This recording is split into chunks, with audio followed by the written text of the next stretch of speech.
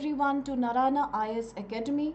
Welcome to today's DNA segment where we handpick from you UPSC relevant important news articles from the UPSC prelims as well as mains perspective for your upcoming UPSC exam 2025. And before we begin with today's agenda, here's wishing all of you a very happy Ugadi, an extremely prosperous and happy festival season, which is also new year for many people in India. So I do hope and I do wish that this Ugadi not only brings you a lot of harmony and happiness, but also for those of us who are preparing for this ambitious UPSC journey, I hope it brings you not only unexpected amount of courage, grit, perseverance and success, because as we did yesterday's quotation, we must remember that success boils down eventually to the sweat that we are ready to put in. Now, having said that, and with those inspirational words, let's quickly proceed with today's agenda of our daily news analysis, where I shall be presenting 4 articles today for you. And even before we do that, here's a quick reason why we should ace our UPSC journey with Narayana IAS Academy. Well, in today's market, there are a bewildering amount of options that a student has. We can say that we are spoilt with choices when it comes to our preparation. And yet, to each of us having a kind of guidance that provides us integrated study preparation, the best of the industry faculties, their personal guidance, their mentoring, and their personal feedbacks to you is something that can make wonders happen. Now, with very few weeks left for your UPSC Prelims 2025, I would recommend join Narayana IAS today, because even if your target year is 26 or 27, now is the time you can actually opt for the integrated courses.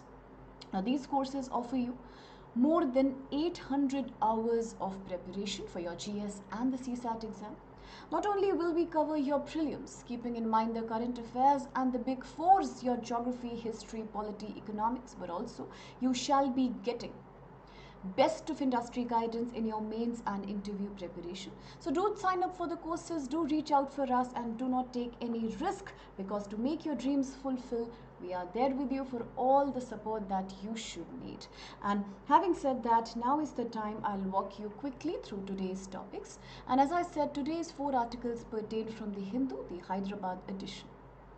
Now, the fact that 3 of these articles are relevant from UPSC prelims perspective means that we shall be analyzing them with a rather 360 degrees coverage approach, where we shall talk to you not only about the main topic at hand, but also delve a little bit into its historical moorings, current relevance and the way forward. So these 3 prelims articles correspond to Article 2, 3 and 4 on your screen. While the second article talks about tuberculosis. Now, recently, just 2-3 days before, we have celebrated the World TB Day. And we know that tuberculosis as a disease comes with its own irony. The irony and the paradox here pertains to the fact that although TB happens to be a curable disease as a bacterial infection, which although is highly contagious, but today we have all state-of-the-art medical facilities in terms of not only curative medication therapies, but also many preventive community actions that can be taken. And despite that, TB happens to create huge morbidity and mortality in India. Particularly hit segments happen to be women and people from the vulnerable communities. Why? What are the failures, and why, despite the fact that India has persistently tried to achieve a TB Mukt Bharat, that is a TB free India, by say 2025, we are still nowhere near the milestone. So the article looks into nutrition aspects related to TB, that if TB is such a curable disease, then what's really wrong with our nutrition approach? Today we talk about a community action. Today we talk about including civil society organizations like NGOs and the ASHA workers and the Anganwadis in rural India to tackle the TB burden, and yet most of the TB victims have registered acute malnourishment. Let's have a look at where we are failing. So this is the Hindu, page number 12.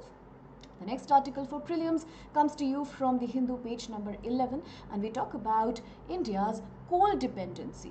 Again, I would say the article talks out loud about a strange paradox. The fact that India is one such developing economy which is very, very focused on its agenda to go green, towards clean energy, towards green energy. Now remember back in 2015 when India had very ambitiously created its international solar reliance in Gurgaon. India had not only spearheaded a movement towards solar energy, but also India was one of the few countries which committed that by 2030 we shall move on an economy based primarily on natural gas. We will achieve our nationally determined contributions and eliminate 33% of our total carbon emissions. So with all these tall claims, what happened? Today, the recent reports of financial year 2024 say a story that doesn't resonate with this at all.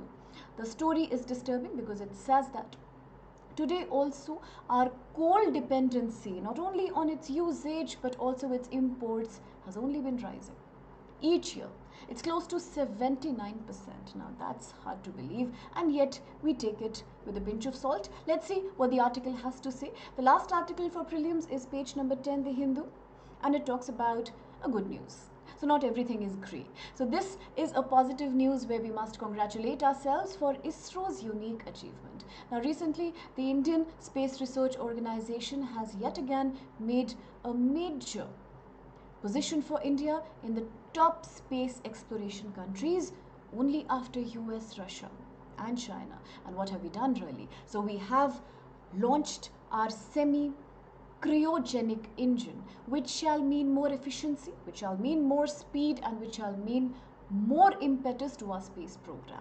So there has been a testing that is done, and it's proven that now we are all set to roll out our semi-cryogenic engine. So what are these? What do we even mean by the cryogenic or the semi-cryogenic technology? Let's a little bit delve into that from prelims perspective. And now the mains article. So the mains article today is page number 9, The Hindu, Hyderabad, and it talks about how many social media platforms, recently it's X, which is the ex Twitter. So forgive me for my pun, but I'm talking about the previous Twitter, which is now the X, and how it has reached out with a complaint against the union government. And it says that the company has been a victim of union government's draconian laws. That the Indian government, although on the one hand talks about its constitutional provisions of the right to freedom, the right to freedom of speech and expression, resonating with Article 19 of the Indian Constitution, and yet today many social media platforms, including X, feel that they are being subjugated in the name of India's rules under the IT Act 2000. Why? What's going wrong? Why do they have this severe grievance against the government? In fact, they have also launched a petition with the High Court. So what are we trying to say in this article? What is this complaint given by X? Why do these companies perceive the IT Act, which is the Information Technology Act in India, to be so strict? Special reference here would be in terms of section 66. Special reference should go to section 79 and a few other sections where we shall break down one after the other. What is this IT Act essentially all about, and why do these companies perceive that in India they are not having enough freedom to criticize the government? They say that 30% of all the content that was flagged by the government, that they were made to remove from their platforms, were all related to any criticism of government or government's agency or a minister per se. So is it fair? So let's see whether it's fair or not, and with that in mind, let me now quickly take you one after the other into all these articles. The first article is something that we are just talking about. So in the same chain, let's have a more detailed analysis of this now. So as per the headline, majority of the content that has been red flagged by the government under the IT Act pertains to any time or at any juncture if any social media platform has raised a complaint against government, if they feel that the government has done something that's unethical, or if they have called out on a minister or a government agency for something that doesn't seem appropriate. So that criticism has not been taken well by the government, it seems. And here, therefore, a very important portal of the central government is being questioned, and this is the Sahyog portal. Now, the name Sahyog typically would mean assistance, help. And in this case, it was a portal that was created by the MeitY, and it was created by India's union government only for the purpose of easing out targeting of any content that is against national security, against national interest. So it was all so that the media platforms could be given a notice on time, they can be held accountable for the content they are placing in any way according to the government. The content should not hamper, it should not tamper with India's national values, it shouldn't really tamper with our ethics, our social values, any kind of morality, public morality rather. So but then why suddenly has Twitter, or the X as we call it today, has received so many notices under the Sahyog portal? What was this content that the government was so unhappy about? And even if it was, then why does this platform, this very, very popular media platform, feels that it's a personal targeting? It's completely unfair. So let's see a little bit into detail what exactly is the article trying to address. Now, even before we do that, let me quickly show you what kind of UPSC questions could come from such topics. Because you know that here we are talking about the IT Act, the Information Technology Act 2000. We know that we are also talking about this critical portal of the government to track social media platforms. This is the Sahyog portal. We'll look into it briefly. This is not only important from the perspective of governance, transparency in governance, also from the perspective of your UPSC ethics paper, accountability, right? Accountability both in governance, that's from the government's perspective, and also the accountability of social media. Being such a rampant platform, such a popular platform where political opinions are exchanged in India. So the relevance of the paper is clear from how it relates to many of UPSC topics across GS paper 2 right up till your GS paper 4. Now, having said that, let's quickly understand that UPSC could question you here by giving you a question like it did back in 2013's Civil Services exam, where the question said that discuss the section 66A of the Information Technology Act. So this looks like a very direct part of the question where you need to talk about what does this provision actually ensure, and then apart from that it says with reference to its alleged violation of Article 19 of the Constitution. So here clearly we know that Section 66 of the IT Act typically relates to any kind of computer related offense. It relates to how computer related offense. Okay, just a short noting down here. It also relates to how whatever sections have been highlighted in segment 8 of the Act, with pertaining to this segment, people who flout the rules, people who do not respect any kind of ethics or any kind of digital ethics, they could be punished by imprisonment or fine both. So it is the guideline, or you can say that the computer related offense guideline portion of the Act. If this is what it means, then why do people often believe that it interferes with right to freedom that's entailed in Article 19 of Indian Constitution? Now we know that Article 19 is a broad set of articles, and few of these rights pertain to right to freedom of speech and expression, which also is a main moot question that's being raised in this article. So, and hence this also proves the importance of such articles which relate to a debate between existing constitutional fundamental rights and how sometimes government actions of controlling various agencies creates a debate between them. So people often perceive any controlling act by the government as an attack on their fundamental freedom rights, on an attack on their ability to enjoy these fundamental rights. So hence the article is pretty prominent here, and the context of the article therefore is how the social media platforms have kept on complaining to various high courts. They have raised various PILs about how the Sahyog portal that was created by the Ministry of Home Affairs is continuously issuing them notices. It tells them to remove certain context and certain portions of the content from its website, from its article, from its app.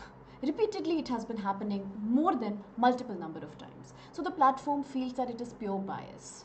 Because if today we say that we are one of the largest thriving democracies across the globe, and if today we do not have any right to, say, express an opinion against anything that we perceive is incorrect, even if the action is taken by the government, So then what kind of a democracy are we actually talking about?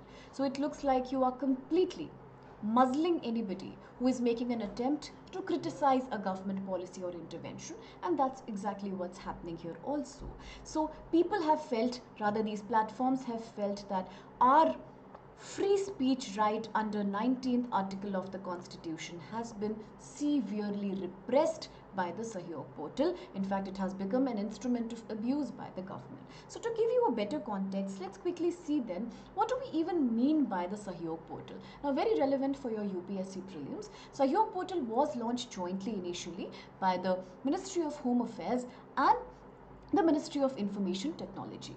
The purpose was to remove any access of any individual towards what? Towards any kind of information, towards any kind of content, towards any kind of data which is unlawful, which doesn't go well with India's, as I said, public morality, with public ethics, or any kind of India's sovereignty. So, anything that is illegal to say, or so to say unlawful, are all the kind of contents that the government feels could be very, very dangerous for our security, for our national prestige, and hence they aren't allowed. Even something that's against our social morality, our values, is not something that should be freely accessible to the public through any media platform. Agreed, they are democratic spaces, but we must also respect the fact that our values and our security and safety are more predominant in this case. And hence, the portal not only spoke about removing unlawful content, but also the portal speaks about including cryptocurrency exchanges in its ambit. Okay, so that the government and government agencies who are working towards creating online safety have a real-time, quick, extremely instant access to data from all these platforms, so that if there is any need for intervention or action, it could be taken ASAP, immediately. So this practically was the Sahyog portal. And now let's examine quickly that then why are these companies, are these platforms blaming the government and saying that the IT Act has been abused here? So what does even the IT Act talk about? Talking about the IT Act specifically, IT Act came as a major reform in India back in 2000. The purpose was to address all legal problems, all legal issues pertaining to digital space. It could be digital communication, it could be India's rising and thriving e-commerce space, it could be the issue of cybercrime. Now we know that nowadays phishing or cyber crimes are becoming very, very paramount. So given that there was an immediate need to ensure cyber safety, data protection of individuals, in order to also regulate the electronic transactions and all the records that are being done online. To create this kind of a safety net, the IT Act was envisaged back in 2000. It was a very ambitious and also a very effective initiative. Because as you see, on the one hand, people who are consuming online data, now with this data revolution, we know that not only are the people who are accessing online platforms increasing, even in the tier 2, tier 3 cities, not only do we have more smartphones, we also have lots and lot of people who are tuning into cyberspace, digital space, and hence security measures are critical here. We also know that the number of cyber crimes are also on the rise. And keeping this in mind, the Act of 2000 was indeed revolutionary.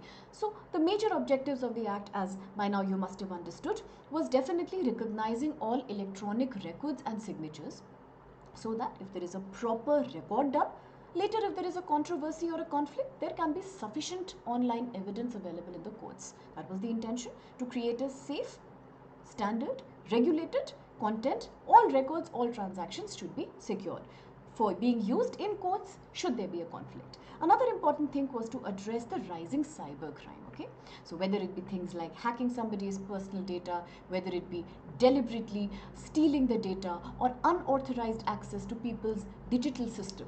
So all these were highlighted in the Act, and it was done in such a way that proper punishments were envisaged in case anybody was found guilty of these offences. So if this is the IT Act, then what's the problem? What's the controversy all about? All looks good with the IT Act, but there was a problem. The problem is that certain provisions under the Act came under a scanner. They did not go well with the people. And people said that the government is merely misusing them, something like what your ex is saying today. Okay, so recently also there was another company called mouthshut.com. I think you must have seen a lots and lot of reviews people post in this portal, and again they're very helpful for people. Of course, it's an important medium for communication, but again the company had issues. The company said that under Sahyog portal, every time we give an honest review or every time we criticize anything that is remotely related to the government, we pay a price for that. So hence these controversial sections of the act are very clear. Let's talk about two most important ones, rather three most important ones. The first one here is section 69A. What is this?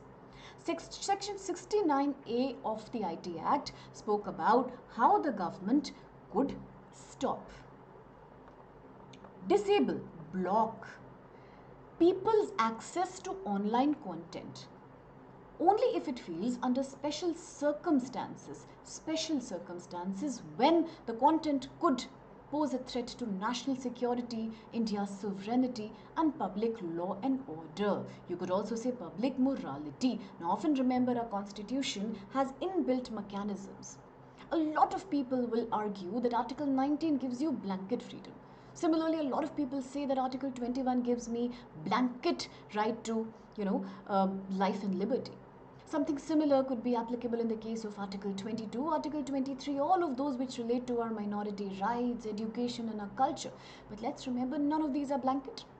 Indeed, these articles provide us lots of freedom. Plus, you also have other provisions like Article 32, and you have many built-in mechanisms which can ensure that nobody will snatch your rights from you. But at the same time, if we look at these articles more closely, then the sub-clauses of these articles will always tell you there are inbuilt provisions.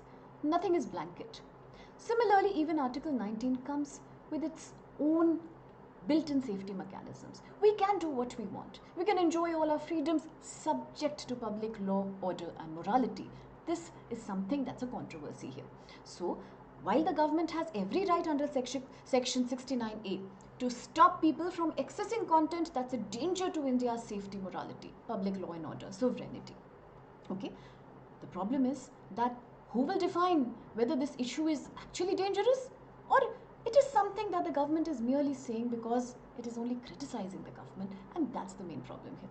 Similarly, there is another section 79. This is a little more strict.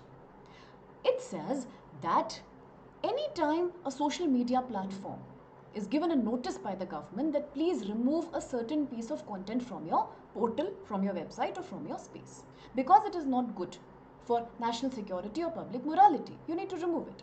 So these platforms are under a liability. They must listen to the government and take an action. They should remove that content. Okay, if they remove that content, they are safe.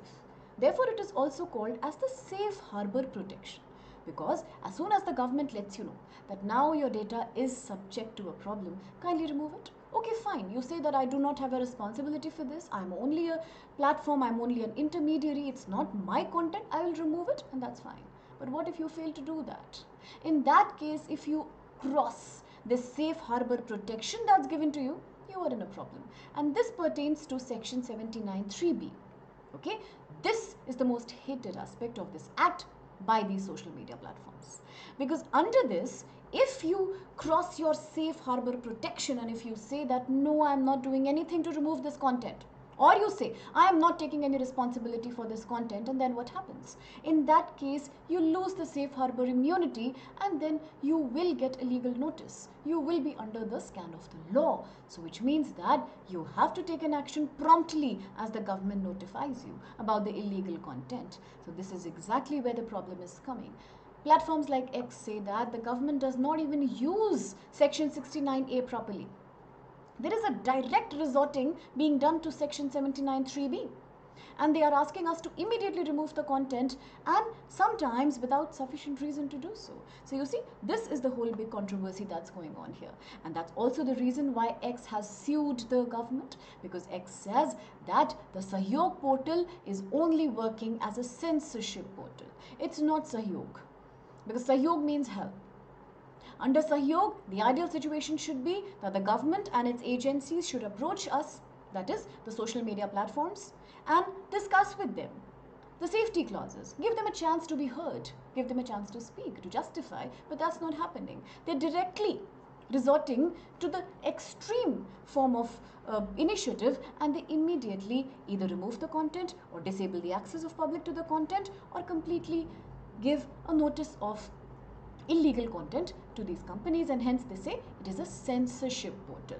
So the core issue is the same, that X is today believing that the government is overstepping its rights under section 79 of the IT Act, and rather than going by section 69A, the government is immediately doing blocking of the content. So which means you lose your clients, you lose your subscribers, it's a loss for you. And that's the problem these companies are having.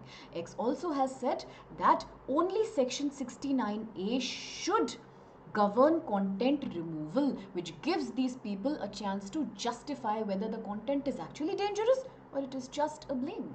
It's just an accusation. But that's not happening. The government is directly and very easily using 73(9)(b), which was never meant as the first step resolution. So you see, this is the whole big controversy happening in the article, and therefore the article is also critical because it touches upon certain aspects of our constitution. As we said, that there is Article 19, which talks about the right to freedom, and specifically Article 19 subclause 1A. It talks about right to freedom of speech and expression, which means that not only people, individuals, groups in India can express their opinions, written, spoken, visual, freely, in a very democratic way. And it is something that applies to all the citizens. Okay? And apart from that, you can publish, spread information. Disseminate here means spread out, share with people information. You can receive information after judicial green signal. Apart from that, you can also be very expressive with regards to your artistic, creative content. And despite these freedoms, we have this controversy. And no wonder we call it a very, very ironical situation. Okay, so what people fail to understand sometimes is that, agreed that you have a right to free speech and expression, but then, as I said, all Indian constitution articles have an inbuilt safety mechanism. Like this one has Article 19 subclause 2, which says that sometimes if the government feels that you are overliving your freedom, your content is not something that's suitable to be flagged in public, in the interest of Indian sovereignty, integrity, Indian security, public morality and order, contempt of court, defamation, or if you're provoking any kind of an offense or violence among people, then it should definitely be controlled by the government. So this article comes as a dilemma. It comes as, therefore, a tug of war between the Act, the IT Act 2000, the government, and the social media platforms at large. Okay, now having said that, we'll quickly drift into the second article of the day, and this is prelims. So let's quickly and briefly see what problems of nutrition are being experienced by those victims who are reeling with tuberculosis. Now, even before we do that, it's very sad and interesting at the same time to understand that even today in 2025, India has one of the highest burdens of TB in the world. As I said, a very contagious bacterial disease that's spread by Mycobacterium TB, which is not only preventive, very, very preventative in nature. You can take preventive action. Okay. Apart from that, you can also take curative action. There is a 4-week medication available in terms of antibiotics. They are well tolerated. They are very safe in terms of their bioavailability and success rate. And yet if we go by the data, then just in 2022, India had 3 lakh people who perished, who died with TB.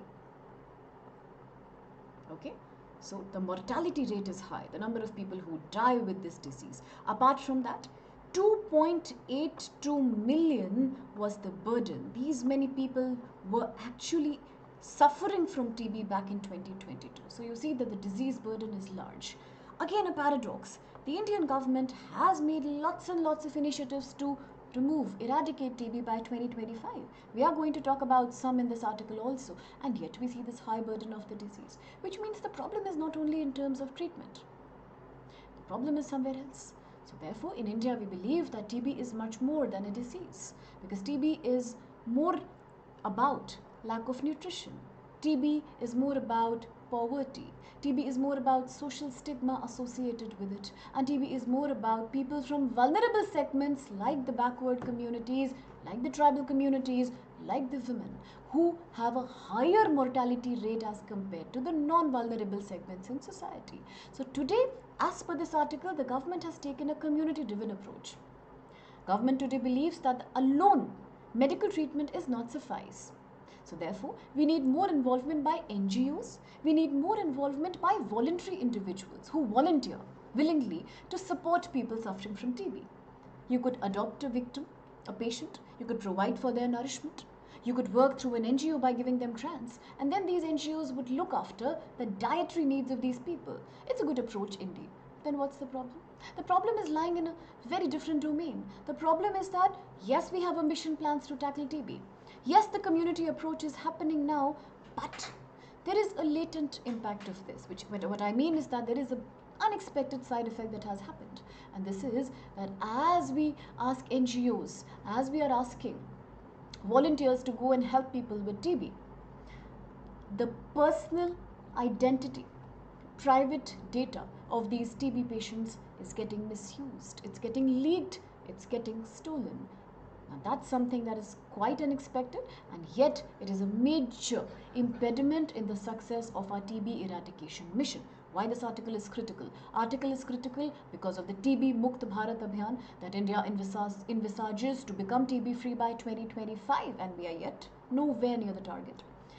It talks about welfare schemes, GS paper 2, social justice, that's mains, and in prelims it's completely important for the various initiatives that are coming here, like Pradhan Mantri's Bharat Mukh, TB Mukt Bharat Abhiyan. Apart from that, the Nikshay Mitra scheme, that is a key focus in this article. Okay, so let's quickly walk through this article and see that you can get questions based on TB or any other disease for that matter that is related to community action, like this question from 2012 CSC, which says that with reference to National Rural Health Mission, which of these jobs of the ASHA workers are actually, which of these statements with reference to the ASHA workers job are valid? So again, ASHA workers, who are the last mile community healthcare workers in India who take care of the primary health segment of India. Again, a very critical topic for prelims and GS paper 2 and 1. So something similar could tomorrow be asked on various TB missions, and hence you know how various government initiatives and welfare schemes are crucial. So the context of the topic again is that although India had initiated the Pradhan Mantri, that's Prime Minister's TB Free India initiative back in 2018, where lots and lots of volunteers, you and I could volunteer, go and support in terms of medicine and nutrition to people suffering from TB. A very good democratic initiative, a very good initiative because it involves civil society. General public at large are encouraged to help the TB victims here because most of them are coming from very, very poor backgrounds. So therefore, accessing private healthcare, sometimes even accessing nutritious food and right medication becomes a problem. In that case, yes, it looks like a very critical mission, and it also became a national health priority. Nutrition also was envisaged as a critical component of TB treatment. Now you might remember back when we had initiated the Poshan Abhiyan, India's nutrition mission, even then TB was considered as one of the subsets of that mission, because we know that the death or the mortality burden of TB is on the higher side. So the government has also always envisaged the right treatment in terms of nutrition and good diet being given to these patients. Remember that the medicines for TB also sometimes are responsible for a lot of disease burden. They are medicines with huge painful side effects. Hence, nutrition plays a key role here, okay? So, therefore, the Nikshay Mitra scheme was also created by the government, in which NGOs, the non-governmental organizations, non-profit organizations, sometimes even self-help groups or individuals, even corporates, as a part of their corporate social responsibility, could come, volunteer and provide nutritious, wholesome meals, fruits to TB patients to help them recover, to help them cope up with the medication. However, the program design itself is today being considered ineffective. It's considered with lots of mistakes inbuilt into it. People say it's a flawed program. Why is it flawed? If it is a community action and it is very democratic in nature, the reason it is flawed is regarding data privacy concerns. Remember, we are living in an era where data is the new gold.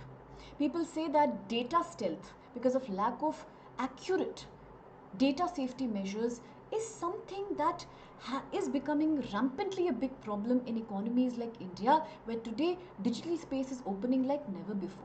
So even here, when we talk about people from the community going and helping the TB patients, the need of the program is such that the TB patients are sometimes required to share their basic data, not only in terms of their gender, age, but sometimes even their photographs, sometimes even their caste details, sometimes even their residential details, and that's becoming a problem because that's leading to data stealth.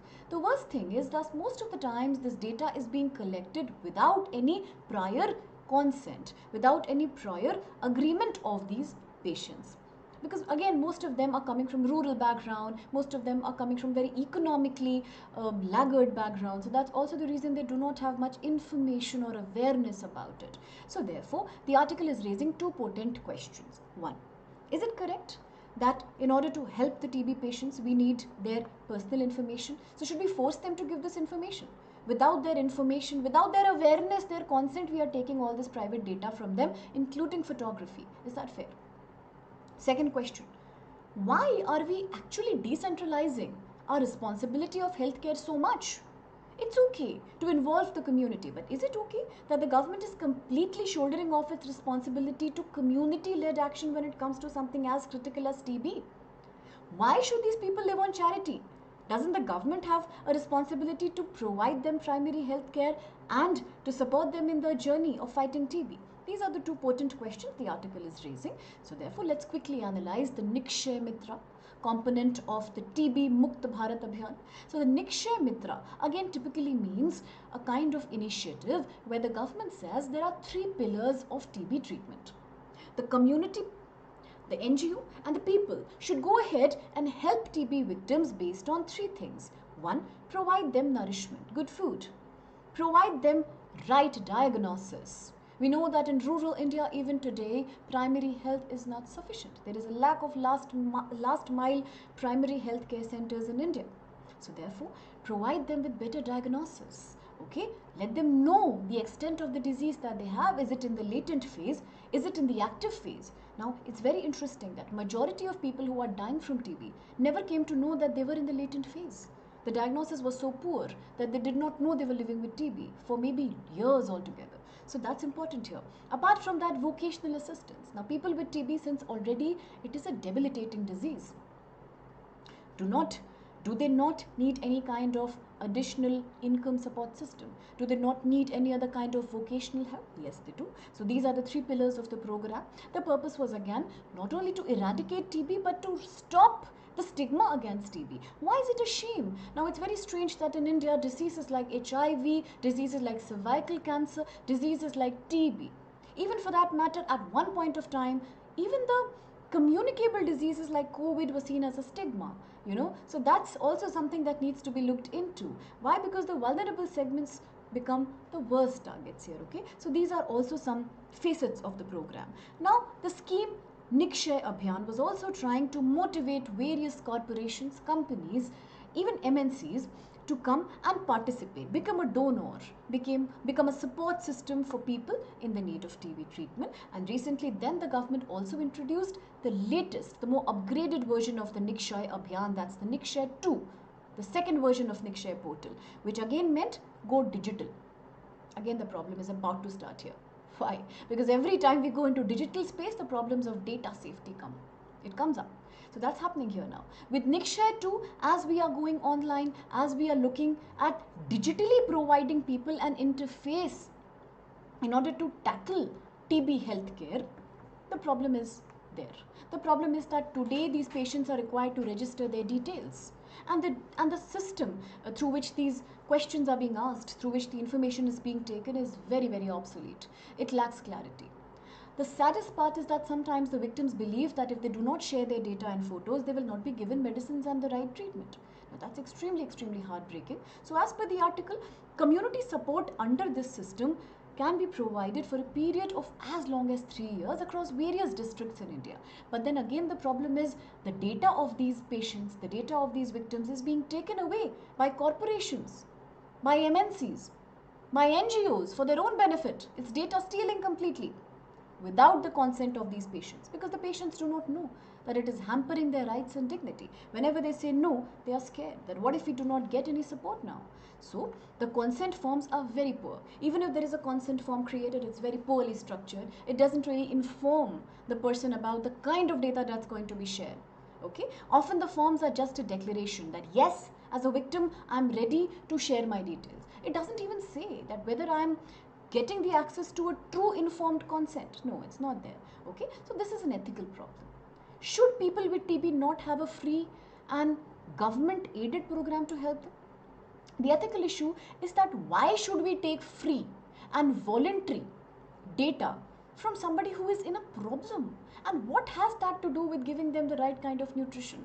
Basic data is suffice. Why are we taking such deep data from these people? Further, it is mined by various agencies for its own corporate benefits, and that's something that is not appropriate. So in India, therefore, when it comes to people with TB, we need more protection. We need more safety, especially for children and women who are victims of TB, in terms of their photos, which are being widely shared on public social media platforms. Imagine rural. Imagine people who do not know, who are coming from such vulnerable backgrounds, their TVs being used as advertisements. Their photography is being used to commercialize agendas of NGOs and corporations.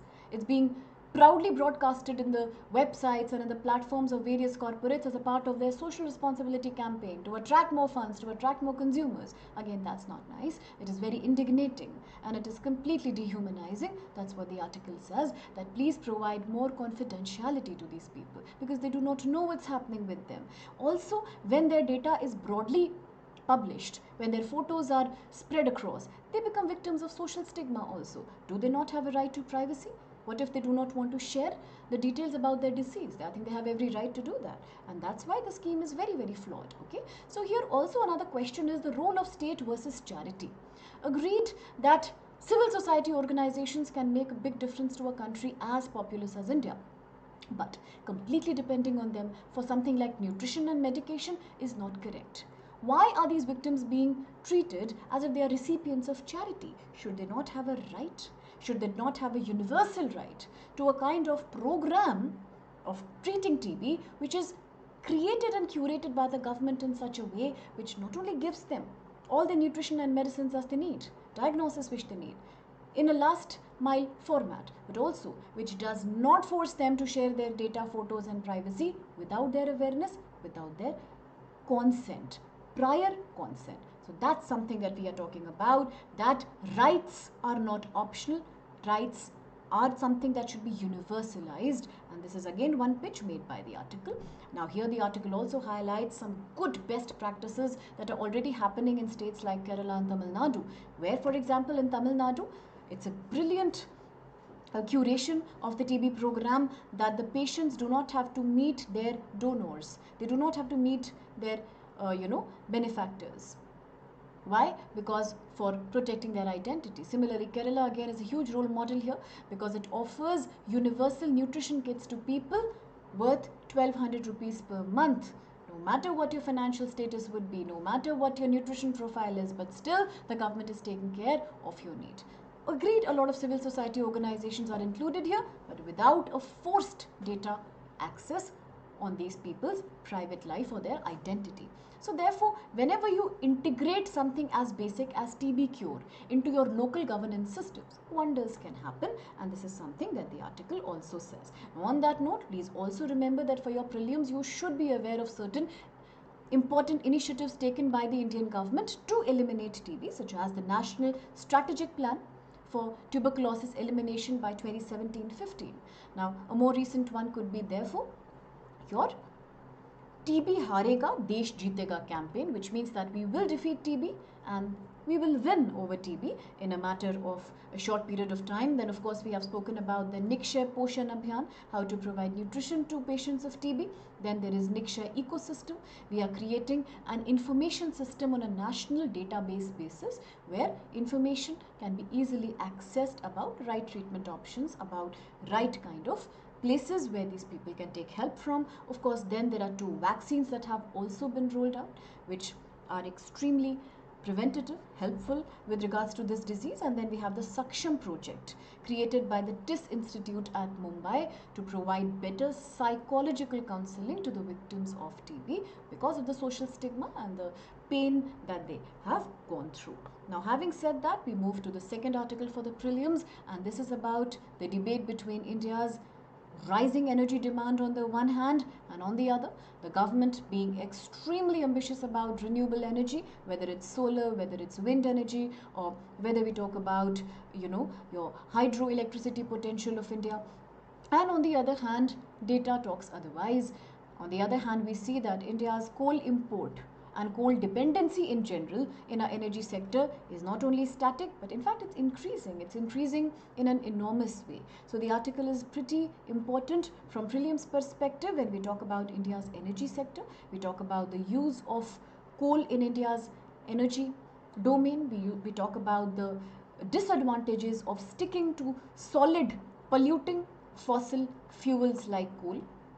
Okay. Apart from that, we also need to understand a little bit about why the high import rate of coal and why is it increasing rather than only persisting. The article is also crucial because it pertains to your GS paper 3 science, environment, technology. We also talk about energy, the ports, airports, railways, all the dimensions, all the domains where usage of coal has consistently been on a higher side, and hence the article is quite popular with UPSC questions. Say for example, in 2015 there was a question regarding IREDA, that is India's Renewable Energy Development Agency Limited, and it was just talking about the structure of the agency. So all the agencies and all the programs related to renewable energy are quite important for your prelims. The article here says that in the just last 10 years, the share of India's renewable energy sector has remained constant. There hasn't been any much increase in it. And yet on the other side, we are witnessing a situation where countries' dependence on coal-based energy has been increasing consistently. It has skyrocketed to about 79% of our total energy production just in the financial year 2024, as per the data given by Ministry of Statistics and Program Implementation. Today, when we talk about renewable energy, whether it's solar, whether it's nuclear, whether it's any other form of renewable energy, we see that it is barely 7% of our total share. We're talking about the coal. It is there, and it's there for a long time to come. That's what the article raises a concern about. Article says that India's dependence on coal is extremely high. More than 70% of the total energy produced in the country right since 2014 until now has been based on coal. So then what's the point about this whole big drive towards renewable energy? Then how do we even think about reaching our sustainable development goals, our national determined contributions? And what about India's commitment of completely shifting gears into an economy that's driven by natural gas? What about that? So therefore, the article says that coal has always been more than 70% of our energy accountability, more than 70% of our total energy availability. And nothing much has changed. Crude oil and natural gas are declining as sources of energy. Renewable energy is also very stagnant, 9 to 10%, that's all, despite all the policy efforts by the Indian government. Now remember back in 2015 when the Indian government had very ambitiously created the International Solar Alliance at Gurugram. At that point of time, India became a key pioneers of this project by involving many more sunshine countries into a massive drive towards solar energy. And then what's the today's scenario? The today's scenario is pretty heartbreaking because we are still vulnerable, not only in terms of depending on coal, but also the fact that we depend on coal import in a very, very major way. For example, coal imports are about 26% of our entire coal supply. There has been barely any improvement. crude oil import dependence is something that's extremely high, 89%. There has been no reduction, which means there are two things here. Not only is it extremely bad for our environment, now we are all aware about the increasing toxicity in India's air quality. That's one thing. Of course, we know about every single day the rising menace of vehicular pollution in our cities. We also know there is a massive health hazard to the rural society in terms of coal being a major fossil solid fuel for cooking and other activities for the rural vulnerable people. They have no access to clean energy, and apart from that, it is also making us weak, vulnerable in terms of strategic, in terms of our geopolitics, because we need to diversify our energy needs. The domestic demand is very high, so therefore depending on import like we have been is not something that's going to help us. Now interestingly, our high dependence on coal, whether it's import, whether it's usage, it is completely against India's NDC, our nationally determined contributions, by which we say that 33% cut should be envisaged just by 2030 into our carbon emissions. That was something we had done and signed up back during the time of Paris Agreement, and still we are nowhere near that. Similarly, we say that India will be net zero. Our carbon footprint will become net zero by 2070. Now again, that is something that is dicey given our huge dependence on coal. So again, there is a paradox here, because lot of funds have been given by the government to renewable energy sector. Say for example, I just discussed the ISA, International Solar Alliance. Similarly, you have the National Solar Mission. You have the PM Kusum scheme, under which in India's agriculture sector, the government will provide solar pumps to farmers on a massive scale for irrigation of their fields, and also it will be integrated with the solar grid. Apart from that, we have the green energy corridor. Okay, all these initiatives are being done, plus the government has given lots and lots of subsidy to install solar rooftop panels across many tier 1 and tier 2 cities, in order for the basic reason that the government should encourage people to shift towards clean energy consumption and absorption in no time, in real time. And yet despite that, we see that the renewable energy share has only marginally increased from 6 to 7% in more than 10 years. So that's the complaint of the article. Also, this is completely against our sustainable development goals, that is your SDG 7, clean affordable energy to everyone by 2030, and SDG 13, taking a strong action towards climate mitigation by 2030, that is SDG 30. Again, this is something that becomes completely topsy-turvy in a situation like that. So India's developmental priorities still depend on thermal energy. The reasons are very clear. We have a huge domestic industrial demand. We have a huge domestic, you can say, consumption demand at a very consumption level, cooking, or for that matter, use in agriculture. Apart from that, infrastructural and technological gaps are there in renewable energy. A lot of people say that renewable energy is still undergoing its cost and learning curves. There is no way we can completely shift to it by 2030 because it's perceived as extremely expensive, let alone there is poor awareness at the community level. Then apart from that, why we depend so heavily on coal import is that the quality of cokeable coal in India is not there. We need to depend on it. We need to depend on it only through import mechanism. Apart from that, there is a huge transportational problem from coal mines to the processing centers. So these transportational problems create such an expensive demand that it's safer and cheaper to actually import coal. That's what most manufacturers believe. And hence, the import dependence is something that hasn't been decreasing at all in the last 10-15 years. So energy policy of India today must make sure 360-degree approach, which is not only do we take care of our rising energy needs, we have to supply energy, we know that, but we also have to make sure that before spending too much money into renewable energy welfare schemes, we must make sure that people have the right awareness to transition into them. We must make sure that even today, if we talk about the electronic vehicle segment, it's coming with its own problems. The sheer problem of providing them batteries which are based out of metals like lithium or cobalt, again that creates climate crisis. So therefore, these are dilemmas that the government has to look into before more corporates finance India's renewable sector. And then we need to look into sustainability, how sustainable it is to move to the renewable energy sector so that the demand is met and yet we can protect our ecosystem in a major way. And the last article of the day therefore talks about ISRO's huge achievement, that yes, ISRO once again has made this massive breakthrough in terms of introducing its semi-cryogenic engine for the development of its launch vehicle Mark III, that is LVM3.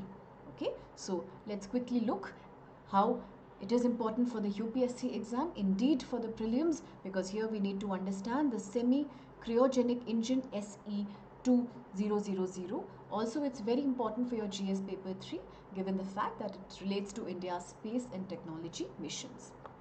Now, having said that, back in 2018, there was a question. Again, it's a very popular topic. So, multiple years you will see questions based on India's space program, which had given you statements regarding the PSLV, the various launch vehicles in India, also including the geosynchronous launch vehicle MK3, and then we had to choose the correct statement from that, and the main options here were the GSLV, PSLV. These were the main concepts covered: communication satellites, use of liquid rocket engines. So these concepts are quite important for your prelims exams hence. So this article typically talks about how ISRO has done this achievement of developing its semi-cryogenic engine SE2000 for its launch vehicle Mark III. The best part about this is that it is a very breakthrough technology. It's a state-of-the-art intervention because it is using liquid oxygen and kerosene. Now remember, this is exactly where it is different from our cryogenic engine. So this semi-cryogenic technique uses kerosene. Okay, this is the real big change here. So what does it do? It creates a better thrust, increasing speed, increasing efficiency, reducing the overall time that it takes for the launch. A successful test was also conducted recently, which is known as the power head test article, and hence today we can say that this is not only going to help India in its future missions, but also it will improve India's capacity of launching very, very heavy payloads into our geosynchronous transfer orbit, that is GTO. So this is what the article covers. The article says that this initiative will have long-term strategic and commercial payoffs to India, as in launching LVM3 with this new tested mechanism SE2000 will improve India's position in the global commercial satellite launch market. Apart from that, it will also make India more self-dependent. More self-sufficiency is going to come today when various countries are competing with each other to achieve more and more big milestones in the space program. This could mean wonders for India as a growing economy as well, and also it will reduce our dependence on imported technologies in the space domain. Again, it resonates really very well with our Atma Bharat mission, self-dependent India mission. It supports many missions that are now in the offing, such as the Gaganyaan, such as various other missions which are interplanetary in nature. You know about the Shukrayaan, okay, or for that matter the Mangalyaan, that is such a touted, again a very, very famous initiative, and many other heavy lift launches. So this is developed by the Liquid Propulsion System Center housed in the Indian Space Research Organization facility, and it also represents a high trust indigenous engine technology. As I said, today India is all set to compete with already global growing space powers like the US, Russia, China in the use of this new technology, semi-cryogenic. So now let's quickly look at the benefits of semi-cryogenic engines. Well, one very big benefit is that it is causing less toxicity. It is causing less pollution as compared to conventional engines. That's one really important achievement there. Apart from that, it is more efficient. Efficiency is much higher because the timing, the specific impulsing can be done. That is again something that is adding up to efficiency. It is cheaper. It's more affordable.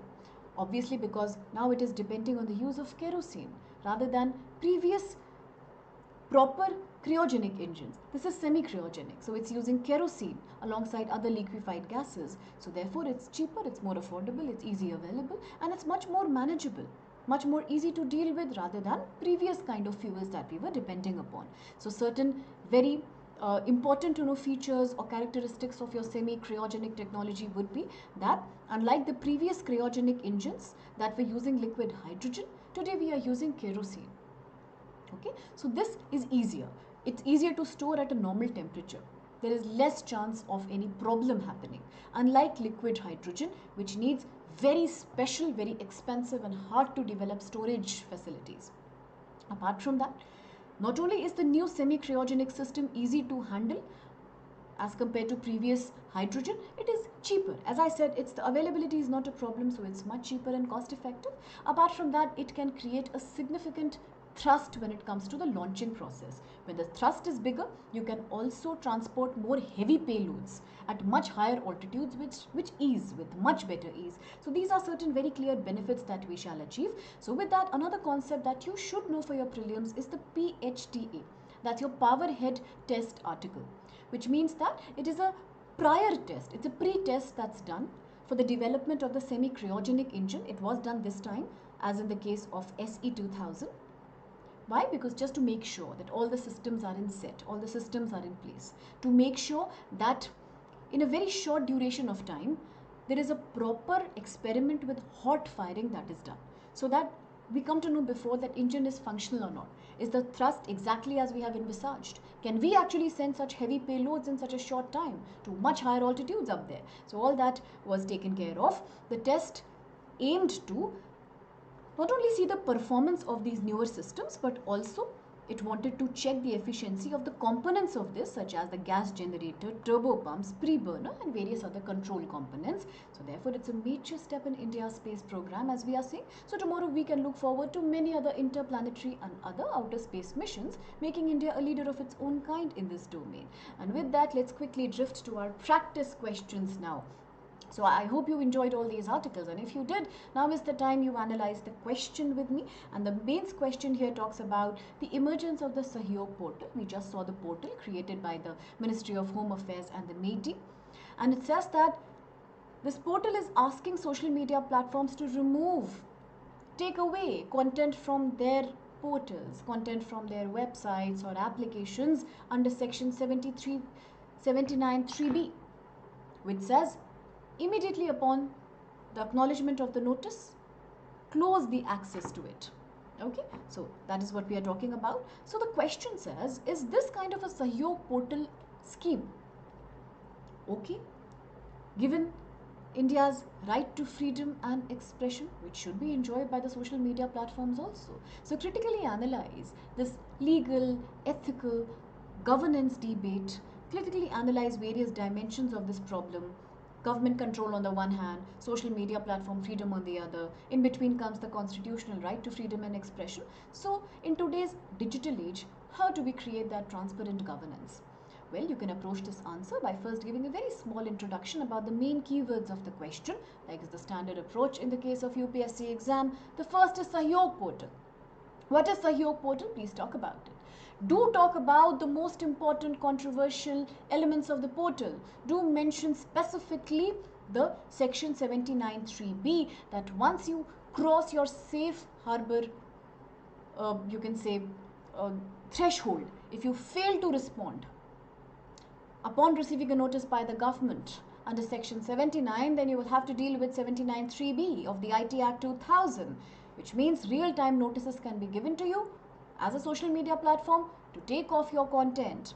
So now what's the purpose of Sahyog? Please highlight. To curb misinformation, to curb any kind of information against public morality, law, order, security, but also talk about, in just one small point in the introduction, what's the debate here all about. So the debate is about the right to freedom and expression and the right to transparent governance. With this, we'll move to the main part of the question, which says that what are the dilemmas involved? The dilemmas are, of course, under the 79(1) section of the IT Act 2000, people are given the safe harbor period. It's a gestational kind of period where you can take your time and then take an action that the government is asking you to take. It's not your mistake as an intermediary. It's not your mistake. You can remove the content because the government is telling you to do so in the larger public interest. And yet if you do not do it, if you fail to do it, then you will have to deal with the more draconian side of the law, that is 79 3B. In that case now, you will have to take down your content upon the receipt of the notice. Then you must talk about how initially there was this whole big debate about section 69A in the case of Shreya Singhal versus the government of India, where it was the government had agreed that we should actually discourage the misuse of 79(3)(b), because indeed it is something that is impacting, it's impinging upon democratic freedom of social media in a major way. That was something that was clearly said, and yet there is not much that has been done about it. Now, talking about ethical concerns, coercive takedown, forcefully making people remove content without their agreement, without giving them a chance to explain, justify, is not something that is going well with India's constitutional freedom that's provided to people under Article 19. Similarly, it also shows sometimes transparency and accountability on the part of the government, which erodes public faith, because the government can definitely use it for its own vested interest. When it doesn't want to handle any criticism by the public or by any social media platform, it leads to arbitrary, it leads to unnecessary censorship by the government. Similarly, there are governance challenges. There is a lack of standardized review mechanism. There is no transparent criteria that the government is providing in which both parties can have some negotiation. So again, that is becoming a problem, and the various platforms who are dealing in the social media domain, sometimes they are also forcefully made to abide by certain laws by the government without them being clear about it, but at the same time sometimes they also override their limits. So in that case, even the government becomes helpless. So of course it is a dilemma. It is a dilemma even on the government side. I think what we really need is a more transparent mechanism where both parties are heard, and definitely there should be no permission to flag off a content that is against India's, you can say, social or economic disadvantage. But at the same time, we must also make sure that these kind of rules do not impinge upon anybody's democratic expression freedom. So hence, a balanced approach could be thought about, where we have a transparent, right-based framework, where initially only notices are issued, then justifications are heard from the intermediaries. Then they are given some safe harbor period to remove or deal with the content, and if nothing works, in that case, in the interest of your you can say national dignity or security or public morality, the government takes an action. So this is something that we can jot down here. And with that, we have certain prelims practice questions that pertain to yesterday's DNA, which we need to discuss here. The first of which talks about light combat helicopter. It says that consider the following statements. Okay, the first statement is the light combat helicopter, or the LCH, is only attack helicopter in the world. It's the only one of its own kind which is capable of taking off and landing at high altitudes above 5,000 meters with significant weapons load. Second statement says it is powered by engines developed entirely by India. Now this looks a little odd, because if you've taken yesterday's DNA, if you have tuned into the article, then you quite know that definitely it was not developed by India. In fact, it was something that was created by the usage of Shakti engines.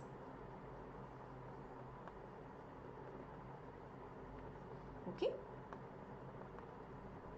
which technically relate to French manufacturing. So these are something which have a component of French origin, these engines, and hence we cannot say that it was completely made by India. So right at the outset, we can eliminate option number 2. Now please remember that once you find a statement in your prelims that is creating a kind of suspicion in you, which is very vividly, very clearly it's wrong, then do not waste your time in all the options. Quickly eliminate the options so that you narrow out your choices. It becomes easy and it saves time. So now when we know that 2 is not correct, through elimination easily we can say that B will be the answer, because we then do not have to waste time into the other options.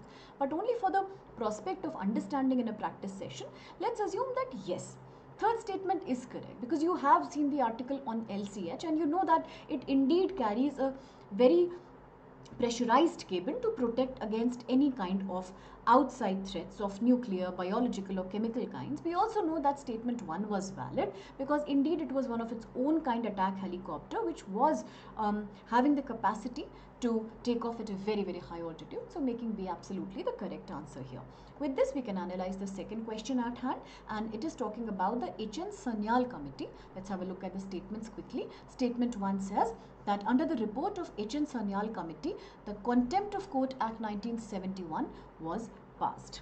Now, in this question, we can clearly see that the statement is not creating any kind of suspicion. The statement here feels, in fact, quite valid, because we can say that yes, it was created, in fact, to review existing law on contempt.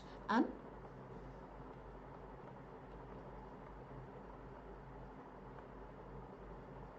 okay, so definitely we can say that it is a correct statement. It was created, right?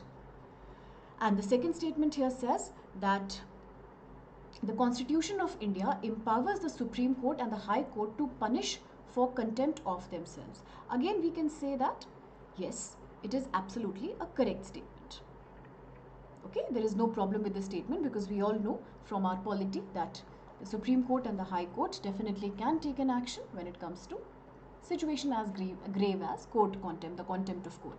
Now, having a look at the third statement, it says that the Constitution of India, okay, defines civil contempt and criminal contempt. So this again is something at the very outset you can make out is not what you have studied in the article, or it's not something, you know, it doesn't even hold valid, because the Constitution of India does not actually define contempt of court or criminal contempt, you know. So we can say that therefore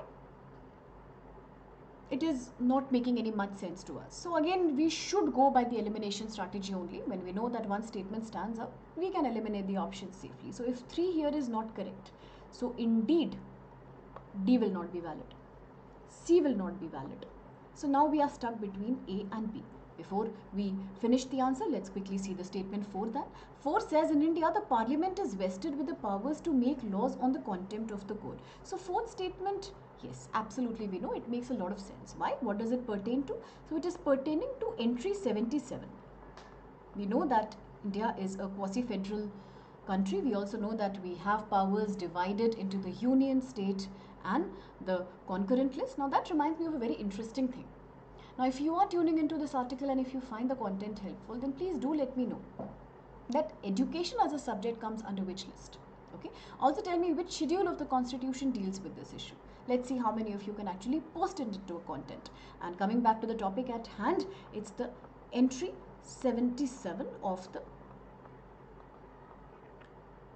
union list, which says that yes, the parliament is empowered to make laws regarding contempt of court. So now we know 1, 2 and 4 are correct. If 1, 2 and 4 are correct, then indeed our answer will be B, and third statement here stands out as incorrect there. Okay, through elimination we can easily reach the answers.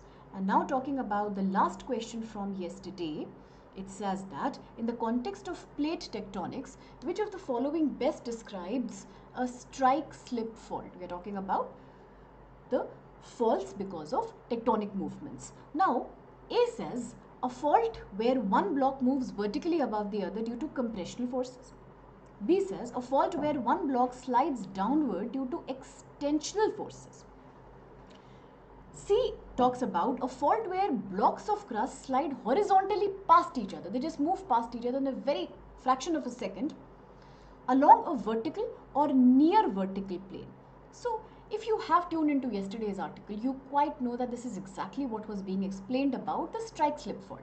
The word itself, strike and slip, which means that where the blocks of your Earth's crust were actually slide pasting each other horizontally alongside a vertical or almost a vertical kind of a plane, making C the most relatable statement so far, but we should read all the statements. D says a fault that forms at subduction zones with intensive volcanic activity. So again, this is not something that relates to strike slip fault at all. So we can say that yes, C here is absolutely the valid answer. Now that we have seen most of the articles and we have covered yesterday's prelims questions, these are certain questions, 3 questions that I'm sharing with you. These pertain to today's articles. Like the first one talks about the Nikshay Mitra scheme, the TB Mukt Bharat Abhiyan that we have gone through in detail.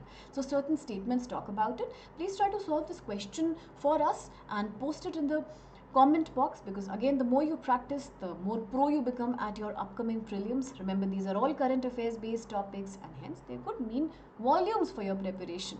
The second question for your practice talks about India's coal usage in the total energy sector. Have a look at the statements and try to handle the question. It is, again, you can easily handle this on the basis of elimination if you have understood the article properly. The last question will talk about ISRO. Recently, just now, minutes back, we have spoken about the semi-cryogenic engines introduced by ISRO, a massive achievement for India, a big promise for its future missions. The new SC-120, this is something that one of the statements is talking about. The other statement talks about liquid hydrogen and liquid oxygen. We have also studied why is this semi-cryogenic engine unique. We have discussed about the use of kerosene. So kindly try to solve the question. It's not only fun, but I think it's also very informative for you. And with that in mind, now we shall actually close the DNA today's discussion. I really hope it was helpful. I hope you enjoyed the session. Do post your comments, do like us, do let us know what is your feedback, and we can keep reaching out to you with more interesting comment every day to make our upcoming UPSC 2025 a major success. Okay, so thank you so much for being with us. Thank you.